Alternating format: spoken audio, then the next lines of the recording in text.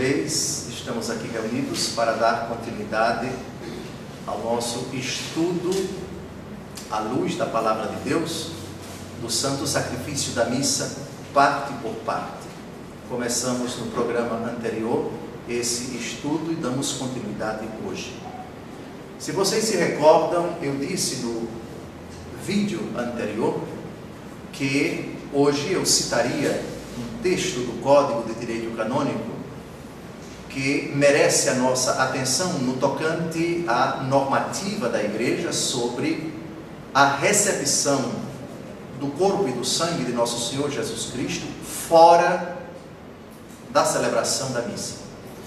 Falei mais especificamente acerca da pontualidade, do atraso, enfim, quem pode comungar, quem não pode comungar e assim por diante. Isso tudo já está no vídeo anterior.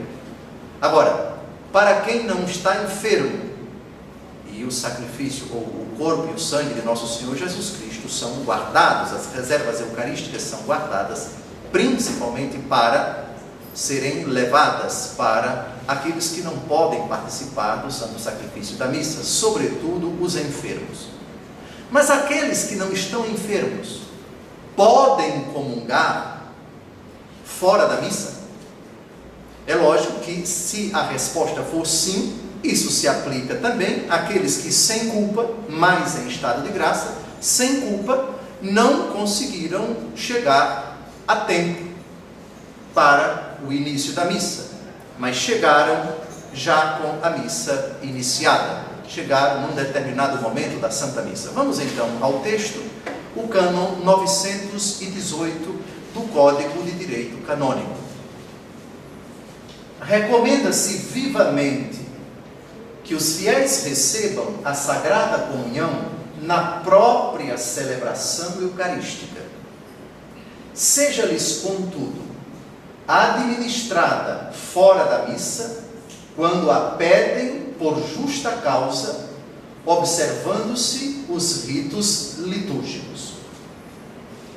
Já que o corpo, sangue, alma e divindade de nosso Senhor Jesus Cristo são-nos dados por meio da Igreja na celebração da missa, a recomendação para quem pode participar da missa, o normal, o comum, o ordinário, o mais adequado, o que se adequa à necessidade do católico, não somente de receber o corpo de Cristo, mas de participar ativamente do santo sacrifício da missa, é que a comunhão aconteça dentro da missa.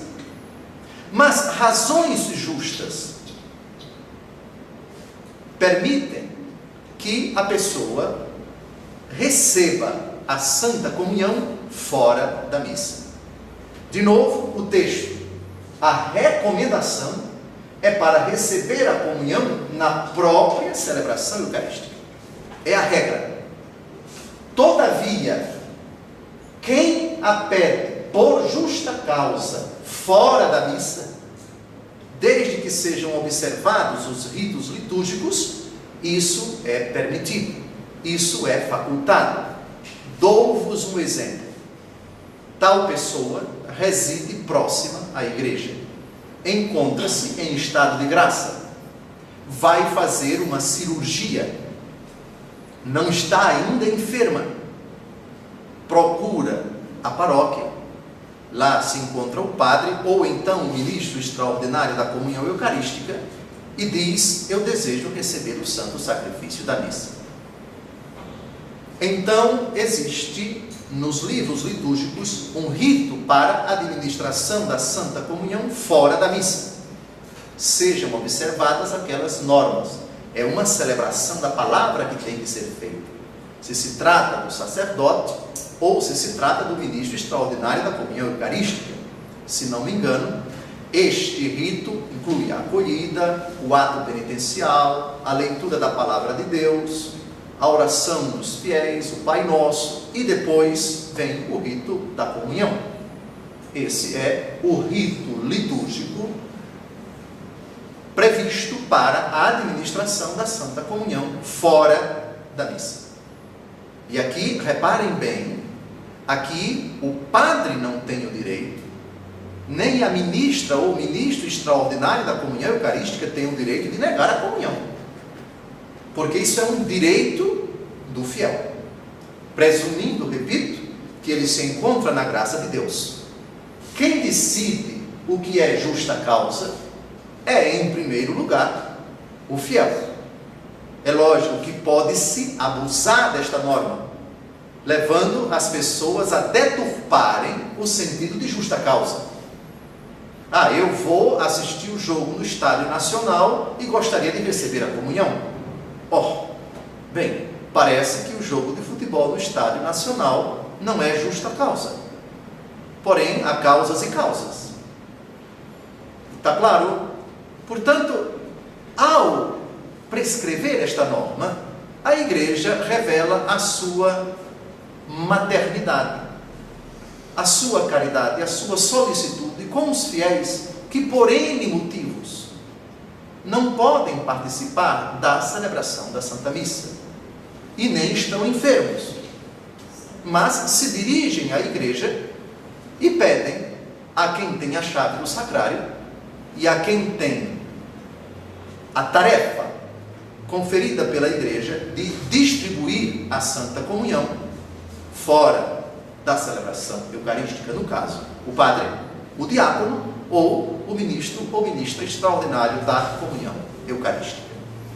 Eu espero, portanto, que depois dessa norma tenha ficado mais claro ainda aquilo que eu disse no vídeo anterior a respeito de pode ou não pode comungar aquele que não chegou sem culpa no início da celebração da Santa Missa.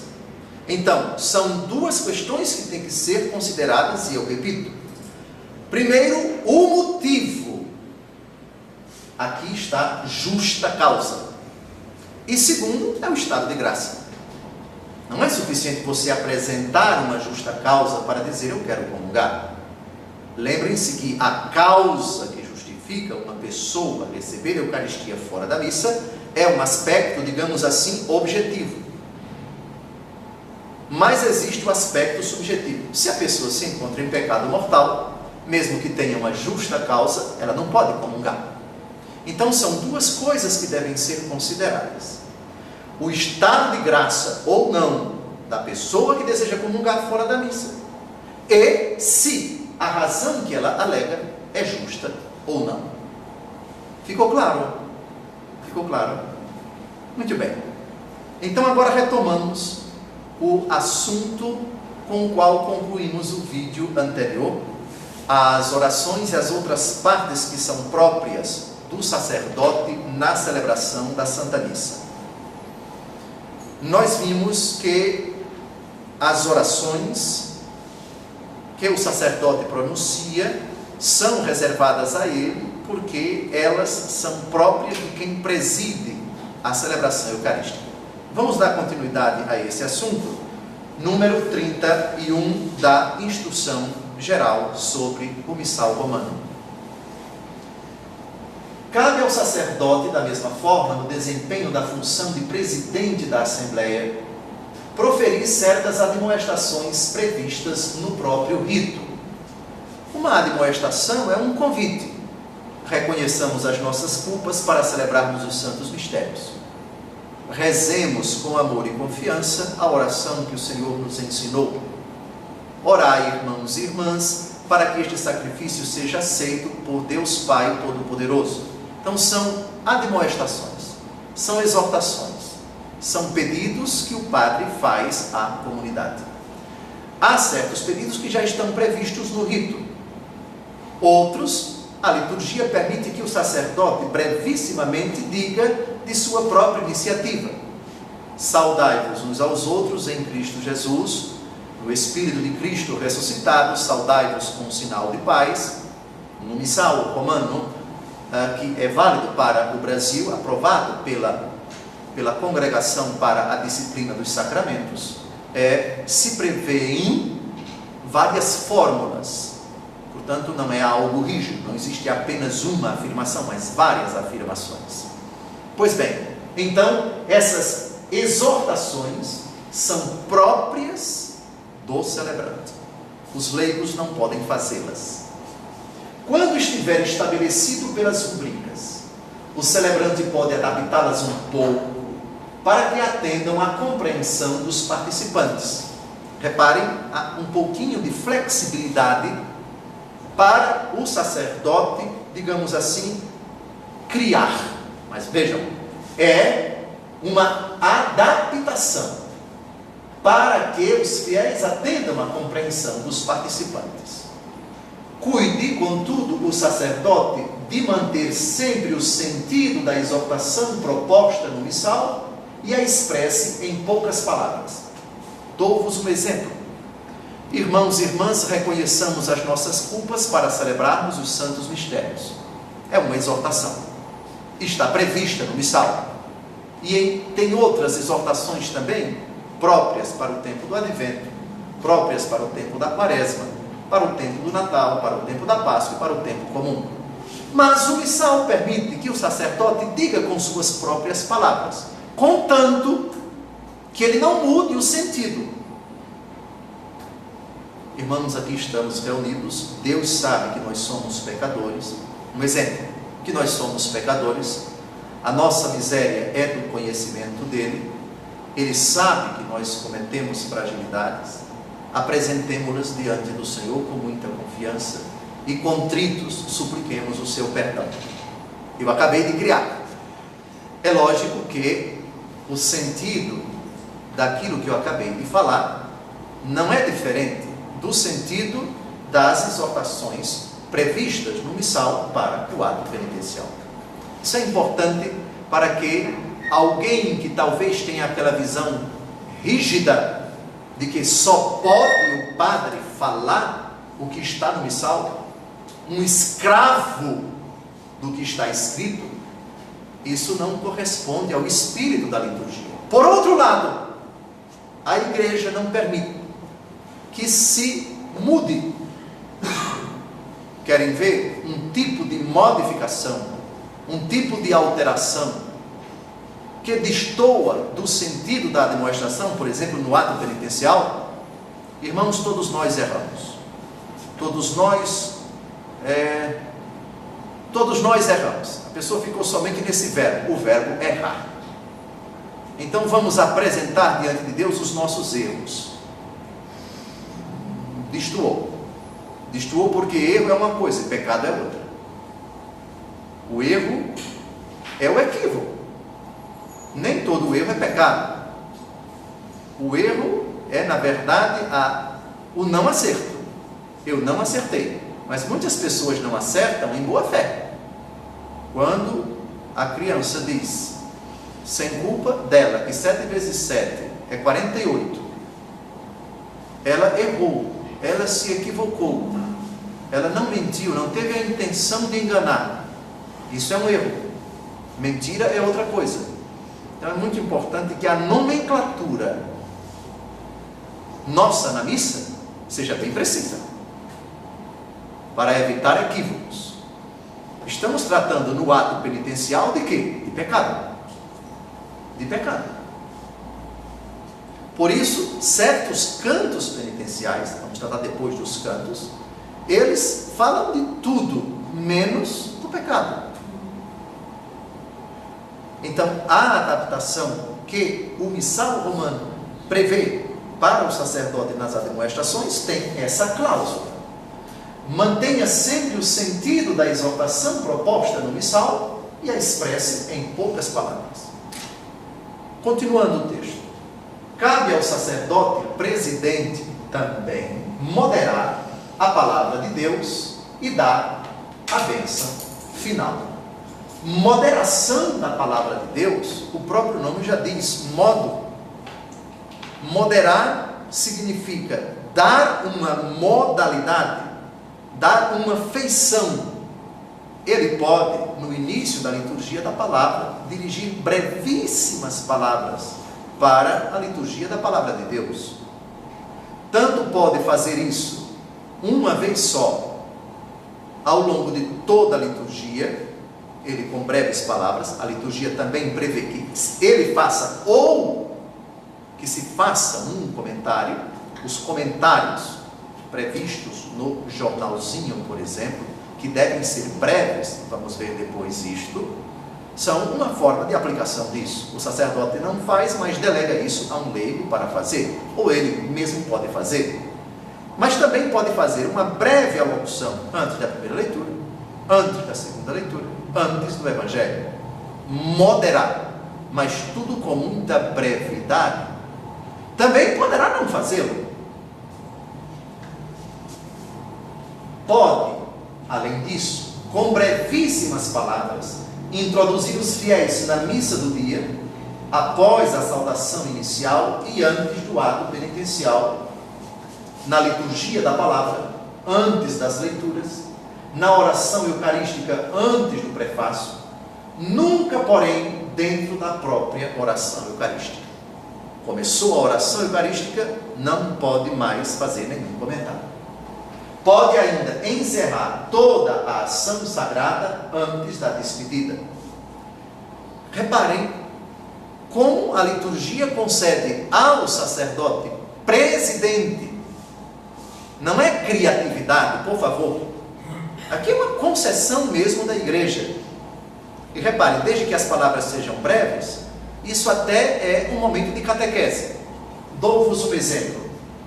Introduzindo os fiéis na missa do dia. Aqui estamos reunidos no dia em que nós celebramos Santo Antônio, Santo Expedito, etc., patrono da nossa paróquia, ou o dia do Natal do Senhor, e assim por diante.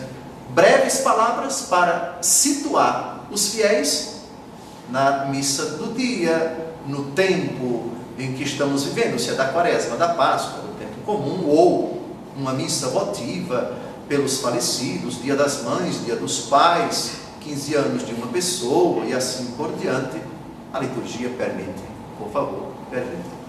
Depois, após a saudação inicial e antes do ato penitencial, para introduzir o tema da penitência, na liturgia da palavra, já falei, antes das leituras, na oração eucarística, antes do prefácio. O prefácio começa: o Senhor esteja convosco, Ele está no meio de nós, corações ao alto, o nosso coração está em Deus. Então, depois da oração e antes do prefácio, brevíssimas palavras. Então, veja, é uma possibilidade. Possibilidade não é direito, nem também é dever. É uma faculdade, vamos chamar assim, não é? Se o sacerdote quiser fazer, pode fazer. Mas a regra é que seja breve. Que seja muito oportuno, muito oportuno naquela intervenção, e que seja breve.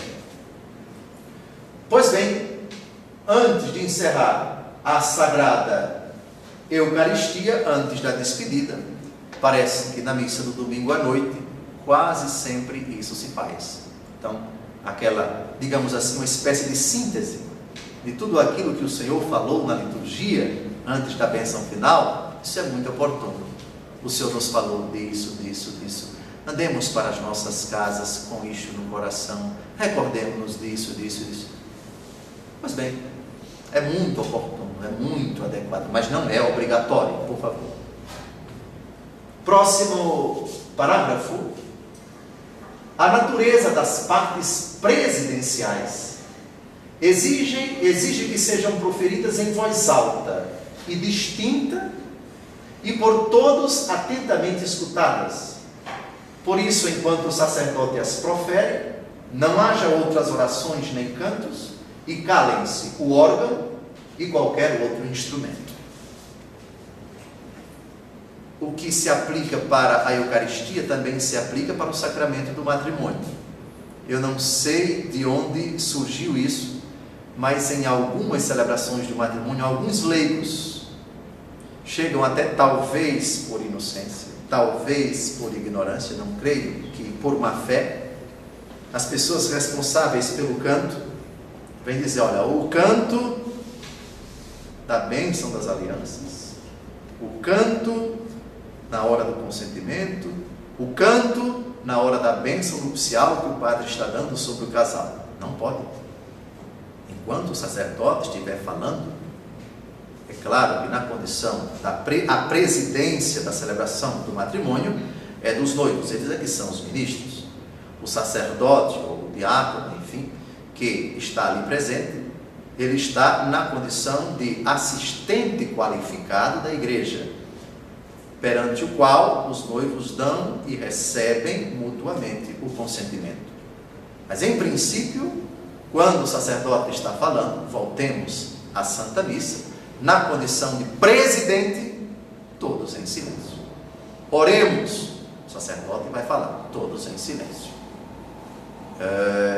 Está proferindo uma oração, em silêncio. Todos em silêncio. Portanto, o presidente fala, todos silenciam. Próximo texto. Na verdade, o sacerdote como presidente, e aqui está o motivo para o silêncio absoluto dos fiéis enquanto o presidente está rezando, reza em nome da igreja e de toda a comunidade reunida, e por vezes também somente em seu nome, para cumprir o seu ministério com atenção e piedade. Vamos citar algumas orações que o sacerdote faz não pelo povo, mas por si. De coração contrito e humilde, sejamos, Senhor, acolhidos por vós, e seja o vosso sacrifício de tal modo oferecido que vos agrade, Senhor, nosso Deus. O sacerdote faz esta oração depois que ele apresenta o pão e o vinho, antes de lavar as mãos. Quando ele se inclina diante do altar, perante as oferendas, que serão transformadas no corpo e no sangue do Senhor. Normalmente ele faz isso em silêncio. Depois ele se dirige para os assistentes para lavar as mãos e diz em silêncio: lavai-me, Senhor, das minhas faltas e purificai-me dos meus pecados. É uma oração que ele está fazendo só por si. Outra oração que o sacerdote não pronuncia em voz alta, mas pronuncia em silêncio porque está rezando por si, é antes do Cordeiro de Deus, quando ele se ajoelha. Senhor, é uma das formas. Senhor Jesus Cristo, o vosso corpo e o vosso sangue que vou receber não se tornem causa de juízo e condenação, mas por vossa bondade sejam sustento e remédio para a minha vida. Nesse momento, ele está rezando somente por si. Então, voltemos. O sacerdote, o presidente da celebração, reza em nome da igreja. A igreja toda espalhada nos 5 continentes. A igreja toda que se encontra também no purgatório. E em nome da comunidade ali reunida. Reparem o alcance das orações que o presidente pronuncia na condição de presidente. Ele faz as vezes da igreja toda. A igreja que está aqui na terra, a igreja que padece, e, por que não dizer, se bem que essa parte da igreja que não precisa de orações, também está unida a nós, a igreja triunfante. Estas orações, propostas antes da proclamação do Evangelho, na preparação das oferendas, e antes e depois da comunhão do sacerdote, são rezadas em silêncio. Exemplo de oração proposta antes da proclamação do Evangelho. Senhor Jesus Cristo, purificai os meus lábios, a minha inteligência, o meu coração, para que eu possa proclamar e explicar dignamente o Santo Evangelho. Naquela hora, quem participa da missa do domingo à noite, quando o presidente se levanta, todos já estão cantando, ele se dirige ao altar, faz uma breve inclinação, ali ele já está rezando, pedindo as moções do Espírito Santo, para proclamar dignamente o Santo Evangelho e logo em seguida pregar o Santo Evangelho com sabedoria, com unção, com piedade, com fidelidade ao texto, na fidelidade à igreja e assim por diante.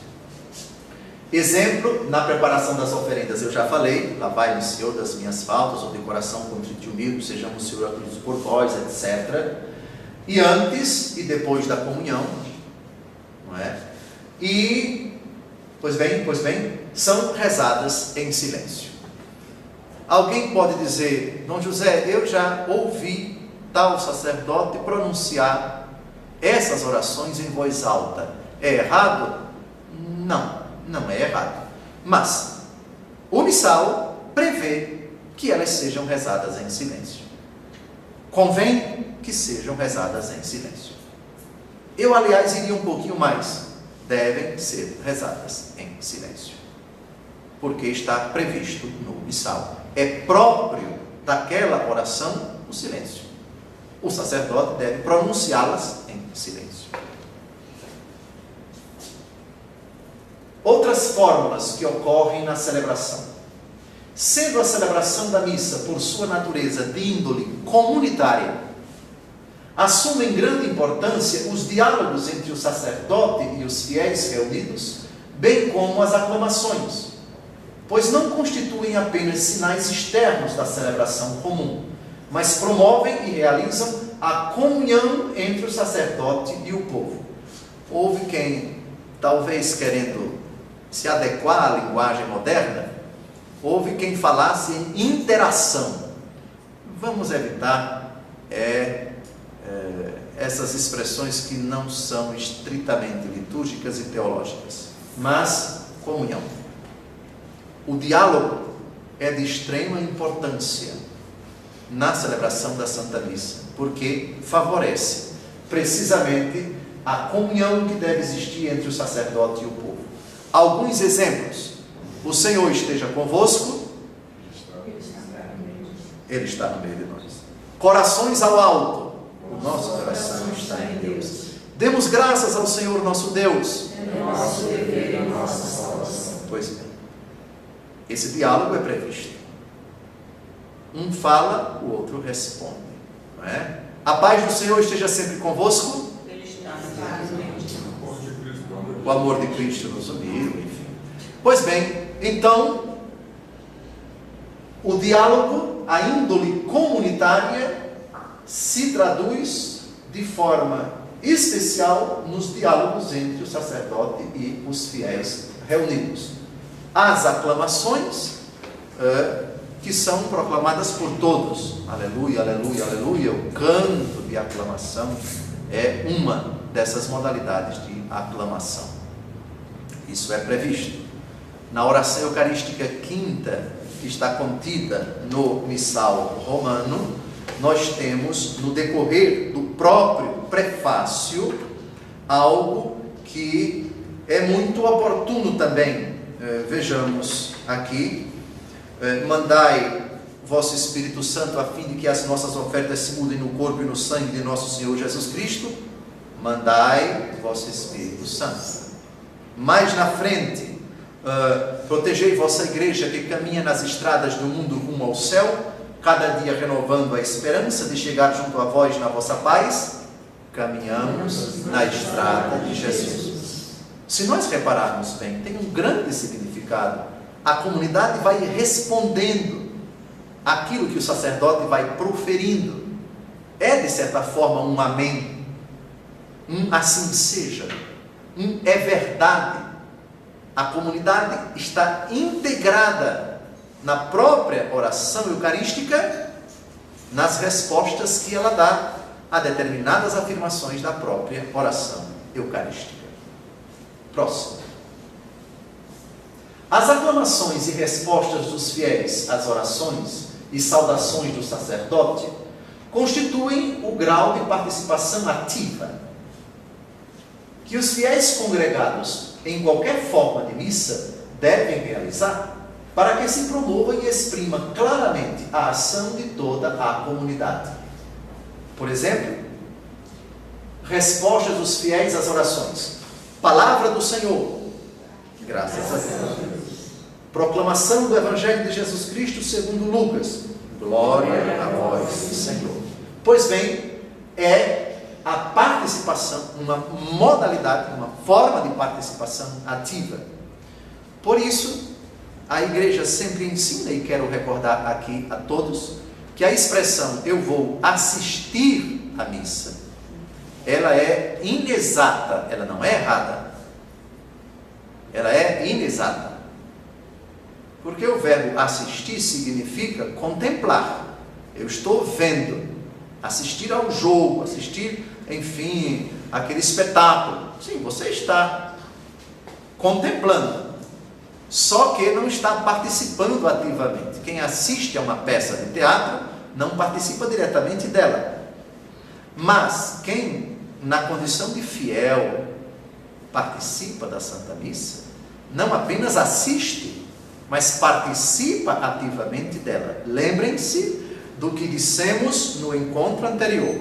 São 4 as modalidades de presença de Jesus na missa: nos fiéis, na palavra que é proclamada, no celebrante e nas espécies consagradas. Então, no exercício do sacerdócio real, do batismo, que é comum a todos os fiéis participam ativamente. Pode-se até dizer: eu vou celebrar a missa. Não é errado. É uma celebração no âmbito do sacerdócio comum dos fiéis, no âmbito do sacerdócio real, que é próprio de todos os batizados. Então, eu vou fazer um pedido a vocês aqui da sala e a todos os que participarem, que assistirem, que virem esse vídeo.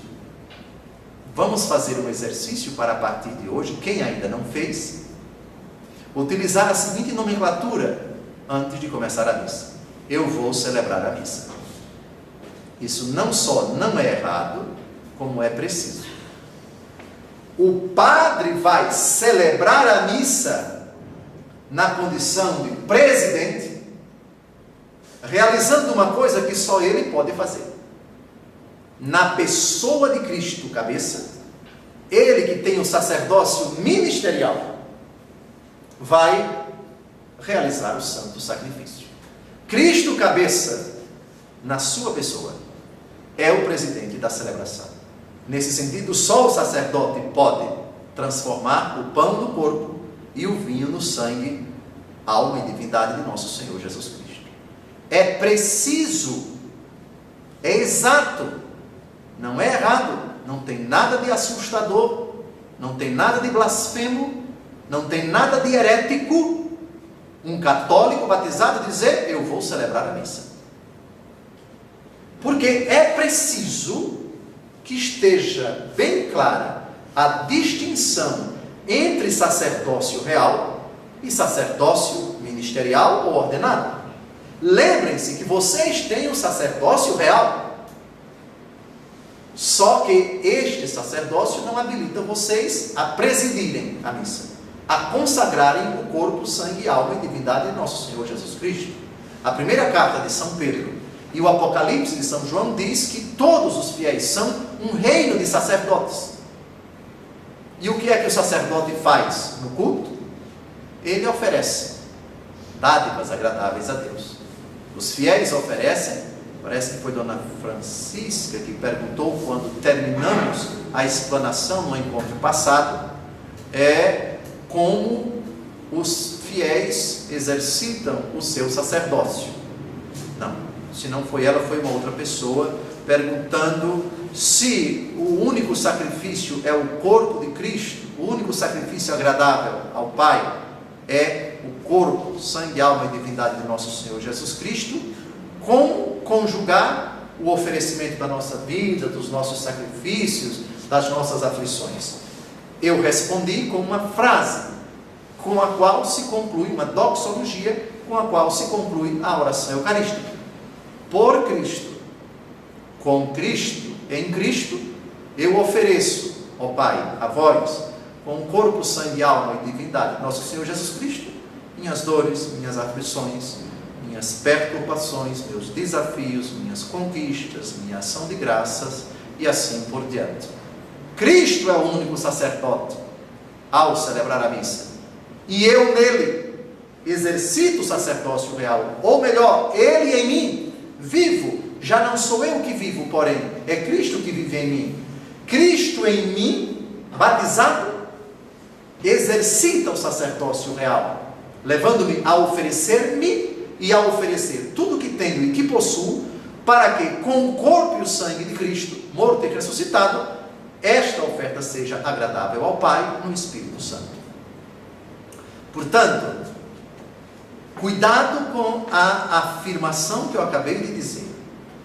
Eu vou celebrar a missa quando é um batizado não ordenado que diz isto, ele não está, nem pode pensar que essa afirmação significa presidir a missa ou concelebrar como presidente da missa e consagrar o corpo e o sangue de nosso Senhor Jesus Cristo. Não, mas é celebrar ao seu modo, porque todos os batizados presentes na missa têm o sacerdócio real. Celebram com os demais e celebram com aquele presidente que tem o sacerdócio ministerial, o único ali a quem compete a presidência e a consagração das sagradas espécies. Determinadas partes que são reservadas ao sacerdote, os fiéis por isso não podem fazer. Ao exercitar, ao pronunciar as partes que são prescritas para os batizados, os fiéis exercitam o seu sacerdócio real, logo celebram a Santa Missa. É um pedido que eu faço, sei que é cultural quase a afirmação já impregnada na cabeça das pessoas de que eu vou assistir à missa. Eu repito, não é errado. Quem tem um dicionário e vai lá para saber o sentido da palavra assistir, é aquilo que eu já disse: contemplar, visualizar, vislumbrar, acompanhar, etc. Isso também é verdade, mas é inexato, porque quem participa da missa batizado exercita de forma ímpar o seu sacerdócio real. E o exercício do sacerdócio é uma celebração. Celebração ao seu modo, no âmbito do seu sacerdócio real. Está claro? Pois bem, as aclamações e respostas dos fiéis às orações e saudações do sacerdote constituem um grau de participação ativa. Não é passiva, uma mera assistência, uma contemplação onde não se integra o coração, a inteligência, a vontade, o ser da pessoa, o coração da pessoa, para usarmos uma expressão teológica. Em qualquer forma de missa, devem realizar para que se promova e exprima claramente a ação de toda a comunidade. Então, façam o esforço para se adequar à afirmação precisa, exata, dentro da sã teologia católica. Os fiéis, quando participam da missa, celebram a Santa Missa. Ah, mas todo mundo vai celebrar? Todo mundo está celebrando a missa. Só que apenas o sacerdote que recebeu o sacerdócio ministerial preside na condição de Cristo, cabeça e pastor da igreja, o santo sacrifício. Logo, só quem tem o sacerdócio ordenado ou ministerial está habilitado para presidir, e, se tem mais de um sacerdote, concelebrar na condição de ministro sagrado, de sacerdote pelo sacramento da ordem, o santo sacrifício da missa. Próximo texto. Outras partes muito úteis para manifestar e fomentar a participação ativa dos fiéis e que competem a toda a Assembleia convocada são principalmente o ato penitencial, a profissão de fé, a oração universal e a oração do Senhor.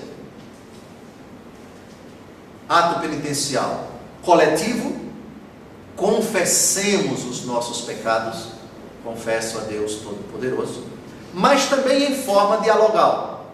Senhor, que vieste salvar os corações arrependidos, tende piedade de nós. Senhor, tende piedade de nós. Ou então, em grego, Kyrie eleison, Kyrie eleison. Christe eleison, Christe eleison. Kyrie eleison, Kyrie eleison. Pois bem, então, é uma participação ativa dos fiéis. Profissão de fé, ela pode ser dialogada.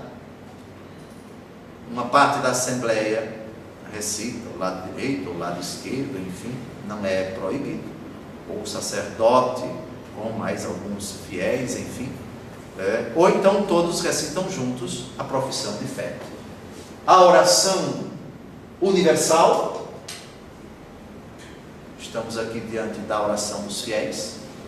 Universal, no sentido de que, naquele momento, toda a comunidade reunida, de certa forma representando o universo contido naqueles pedidos, reza-se pelo Santo Padre, o Papa, pelos bispos, pelos sacerdotes, pelos religiosos, pelas almas do purgatório, pela conversão dos pecadores, ou por necessidades especiais, por pessoas, pelo descanso eterno de A, de B, pela saúde de fulano, de Beltrano, enfim, a oração que assume, que apresenta a Deus todas as necessidades, daí vem a palavra universo, e a oração do Senhor, o Pai Nosso, que deve ser recitada por todos. Tanto é que a segunda palavra dessa oração evoca exatamente isso. É uma oração que na Assembleia não é reservada a uma pessoa, mas a todas. Pai Nosso. Próximo texto. Por fim, dentre as outras fórmulas, algumas constituem um rito ou ato independente, como o hino do Glória, o salmo responsorial, o Aleluia, e o versículo antes do Evangelho, o Santo, a aclamação da anamnese e o canto depois da comunhão. Algumas, porém, acompanham um rito, tais como o canto de entrada das oferendas, da fração, na hora em que o sacerdote quebra, parte o corpo de nosso Senhor Jesus Cristo, Agnus Dei, o Cordeiro de Deus, e o canto da comunhão. Eu queria somente fazer um breve comentário ao que a aclamação da anamnese. O Senhor esteja convosco, Ele está no meio de nós, corações ao alto, o nosso coração está em Deus, demos graças ao Senhor nosso Deus, é nosso dever e nossa salvação. É o começo da anamnese. A anamnese é a palavra que significa memória. Na verdade, é justo e necessário, ó Deus onipotente, enfim, nos faz ser mais santos, porque reconhecemos, porque proclamamos, porque anunciamos a vossa grandeza, etc. Por exemplo, a oração eucarística 3. Na verdade, vós sois santo, ó Deus do universo, tudo o que criastes proclama o vosso louvor, porque por Jesus Cristo e pela força do Espírito Santo, dais vida e santidade a todas as coisas, e não cessais de reunir o vosso povo, para que vos ofereça em toda parte, do nascer ao pôr do sol, um sacrifício perfeito. A anamnese, repare a palavra memória, vem de mnemon, em grego, memória. Anamnese é memória. Na liturgia eucarística há um momento reservado à recordação das maravilhas que Deus operou na vida do povo. Há uma recordação dos mirabilia Dei, dos fatos, dos eventos, dos acontecimentos. Isso está previsto no prefácio. Vamos pegar um prefácio que é específico, um prefácio que contém uma anamnese, uma memória dos eventos salvíficos, das dádivas, das graças, das maravilhas que Deus opera. O prefácio da dignidade do matrimônio previsto para a missa ritual pelos esposos. O Senhor esteja convosco. Corações ao alto. Nosso coração está em Deus. Demos graças ao Senhor nosso Deus. É nosso dever e nossa salvação. Aí vai começar agora a anamnese. Na verdade é justo e necessário. É nosso dever e salvação dar-vos graças sempre e em todo lugar, Senhor Pai Santo, Deus eterno e todo-poderoso, por Cristo Senhor nosso. Nas núpcias, firmastes um suave jugo de amor e uma aliança indissolúvel de paz. Abençoais a fecundidade da família, para que os filhos e filhas nela nascidos aumentem o número dos vossos filhos e filhas de adoção. Os que nascem para a alegria de todos, renascem pelo batismo para a comunidade cristã. Por essa razão, bendizemos vossa providência e com os anjos e todos os santos proclamamos jubilosos vossa bondade, dizendo ou cantando a uma só voz. No prefácio, nós temos um momento que é reservado à recordação. Nós te agradecemos, te bendizemos, te glorificamos por tal e tal motivo. Na festa dos anjos da guarda, pelos anjos e etc. Na festa de Nossa Senhora, pelas maravilhas que Deus operou na Virgem Maria e por meio dela. Pois bem, então, a anamnese é exatamente isto. A aclamação da anamnese é esse diálogo que nós fazemos logo quando começa o prefácio da Santa Missa. E os prefácios variam de acordo com o tempo, com a memória, com a celebração que se está a desenrolar, enfim, a ocasião, se se trata de missa votiva, missa ritual e assim por diante. Próximo. Maneiras de proferir os diversos textos. Nos textos que o sacerdote, o diácono, o leitor ou toda a assembleia devem proferir em voz alta e distinta, a voz corresponda ao gênero do próprio texto, conforme se trata de leitura, oração, exortação, aclamação ou canto, como também a forma de celebração e a solenidade da assembleia. Além disso, levem-se em conta a índole das diversas línguas e o gênio dos povos. Nas rubricas, portanto, e nas normas que se seguem, as palavras dizer ou proferir devem aplicar-se tanto ao canto como à recitação, observados os princípios acima propostos. Então, cada gênero de linguagem, cada texto a ser proferido, cada momento a ser desdobrado ou realizado na celebração, ele tem que ser recitado, tem que ser proferido de acordo com o gênero próprio dele. Se se trata de uma oração, em clima de oração, em forma de oração, vamos pegar aqui um exemplo bem simples. A proclamação da leitura da palavra de Deus. Primeira leitura. É preciso educar aqueles que vão fazer a leitura de que a leitura da palavra de Deus, a impostação, deve ser própria de quem está lendo a palavra de Deus. Nem muito devagar, como se tratasse de uma leitura de velório, nem muito rápido, como se tratasse do fim do mundo que vai acabar antes de terminar a missa. Nada mais constrangedor do que, na liturgia da palavra de Deus, uma leitura arrastada, enrolada, ou uma leitura toda truncada, com uma voz bem baixinha, como se fosse a leitura de um gibi, ou a leitura de um jornal, e assim por diante.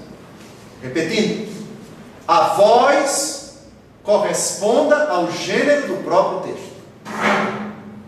Vamos imaginar que naquela leitura se fale: Jesus, vamos pegar aqui um texto.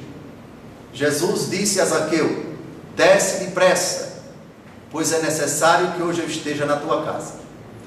Nós sabemos que as palavras de Jesus aqui foram doces. Evidentemente que aquele que está proclamando o Evangelho tem que estar atento a isso. E normalmente estão, quando se trata já que proclamar o Evangelho na missa corresponde só ao diácono ou ao sacerdote. Mas vamos imaginar que um diácono desavisado, nessa hora, ao pronunciar as palavras de Jesus, ele falasse bem forte. Falar bem forte em si não tem nada demais, mas impostasse a sua voz como se Jesus estivesse gritando com Zaqueu. Jesus não gritou com Zaqueu. É lógico que a proclamação do Evangelho exige que a pessoa fale em voz alta. É o Santo Evangelho que está sendo proclamado. Mas, na leitura, nós sabemos que às vezes aparecem expressões em que a impostação tem que se adequar àquilo que está escrito. Eu dou um pequeno exemplo. Vocês percebem bem no noticiário, quando o âncora do programa vai dar uma notícia triste, vocês ordinariamente não percebem no semblante deles alegria. Lógico, porque eles estão dando uma notícia triste. E a maneira como eles falam não é apenas o semblante. A maneira como eles falam é uma maneira adequada à comunicação de uma notícia triste. Por outro lado, eu imagino que deve ter acontecido em todos os noticiários do Brasil, ao comunicar que o meu Fluminense ganhou o título do campeão do ano passado, o semblante é de felicidade, a não ser que se trata de um vascaíno, ou de um flamenguista, ou de um corintiano, aí a notícia é triste. Brincadeiras à parte, mas notícias alegres, semblante alegre, e a impostação das palavras adequada à alegria da notícia. Isso também se aplica à Santa Missa. Uma leitura do anúncio da Páscoa na vigília pascal tem que exigir do leitor que ele empenhe a alegria ao pronunciar aquela leitura. Afinal de contas, estamos no anúncio da vigília pascal. Jesus ressuscitou.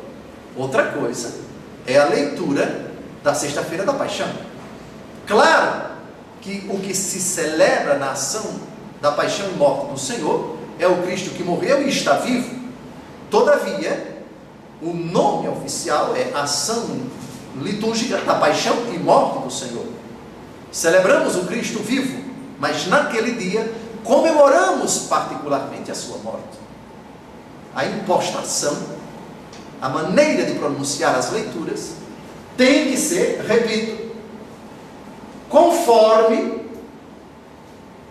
a leitura, a oração, a exortação, a aclamação.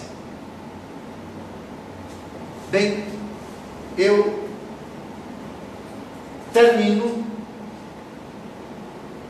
eu penso que já dá para terminar, recordando a todos vocês que existe, por que não dizer, uma arte celebrativa. É preciso, para que a celebração eucarística traduza, ilustre o seu sentido, que ela conjugue todos esses elementos. Nem sempre é fácil, mas como se trata de muitos celebrantes e como se trata de muitas intervenções, a Igreja, mãe e mestra, recorda esses princípios. No caso do parágrafo que estamos a refletir, todos, sacerdote, diácono, leitor e toda a Assembleia, é muito importante adequar a voz ao gênero daquilo que se está falando, daquilo que se está respondendo, daquilo que se está lendo, daquilo que se está proclamando. De hoje a 15, se Deus quiser, retomamos esse estudo que particularmente me interessa muito, me agrada muito, e eu rezo para que o máximo de pessoas possam assistir a estes vídeos, porque é de vital importância uma digna, consciente, ativa e frutuosa participação dos fiéis na celebração do Santo Sacrifício da Missa. Boa noite.